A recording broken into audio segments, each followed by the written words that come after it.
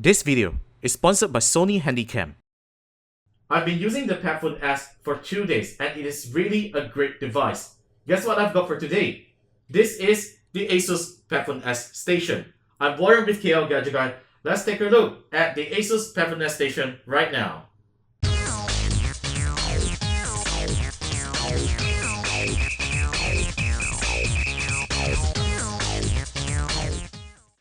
Okay, so the first thing that you'll notice on the PadFone S station is that it is an extremely bulky slate. It's not thin at all, it's extremely bulky. And also notice that the bezels are also really thick, which not many people will like it. It's not the nicest slate out there, but there is a reason for such a design because most digitizers on Android tablets doesn't have palm rejection. So which makes it really cool if you hold the tablet one-handed because your palm won't be touching the screen accidentally, which is still a very good design. But I still wish that ASUS could have, reduced the bezels a little bit, but it actually feels good. So the PadFone S station has a few things on board. There's a 1 megapixel front-facing camera, and here's the ASUS branding. And notice that there's actually 2 front-facing speakers right here. See here? Here's the left speaker, and here is the right speaker. I hope they are actually loud though. And on the left here, we have a volume rocker. We have a micro USB cable for charging. So apparently the PadFone S station has a built-in battery on board which charges the PadFone S as well. It has a 4990 mAh battery, which is pretty huge, and you can charge the phone for about 2 times when it is empty. And here is how you dock the PadFone S station. And notice that there are actually a lot of screws right here. I'm not sure if this is on the final production unit of the PadFone S because it looks really ugly and it might actually scratch your phone's display. So on the right here, we don't have any buttons, which looks very clean. And on the top, we have a power button. So the screen is actually a 9-inch full HD display, which is very high resolution and beautiful. So next, I'm going to slot in my PadFone S right here into the tablet, and let's see how fast it transitions to the tablet mode. In 3, 2, 1, go. There we go. It activates. 1, 2, 3, 4, 5. All right, about 5 to 6 seconds in switching to the tablet mode.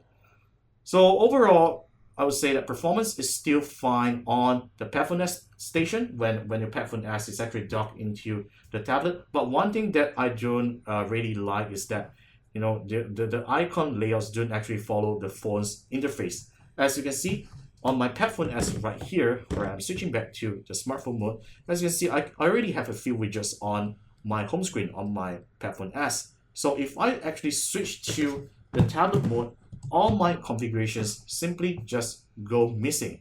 But anyway, that actually makes some sense as well because you might want to have a different experience for the tablet mode. So overall, I would say that performance is really it's really smooth. It doesn't have any lag as well. The PadFone S is really a wonderful device. So let's check out the camera.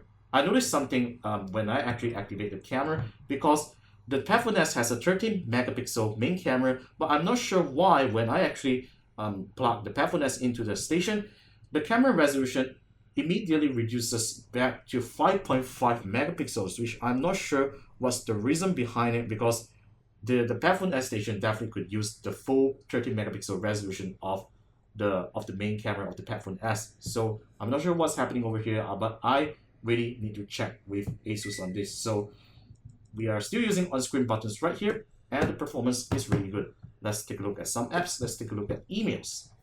All right, so the email app looks very good. Let me just reduce the brightness. So it actually looks better right now. All right, so yeah, it actually looks better. So it's really cool to see its default apps working in a tablet mode, and I really like how it shows. So let's say I'm going to take the PadFone S out from the docking right now, and I should be seeing the smartphone version of the email app. See, it's pretty cool. So I'm going to try phone, and I'm going to slot it in back to the tablet.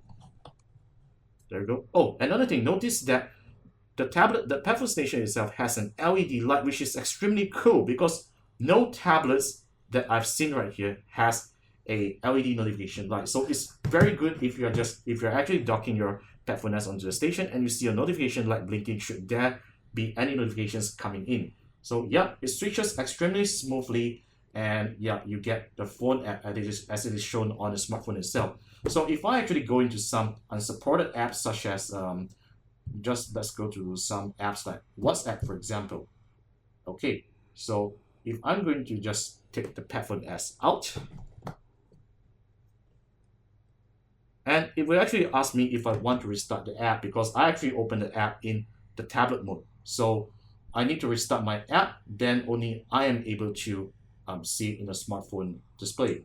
So restart app, and it just goes through. It's very fast, it's still very seamless, and I really like it. So this has been a first look at the PadFone S station. Stay tuned for a full review coming right up on our YouTube channel.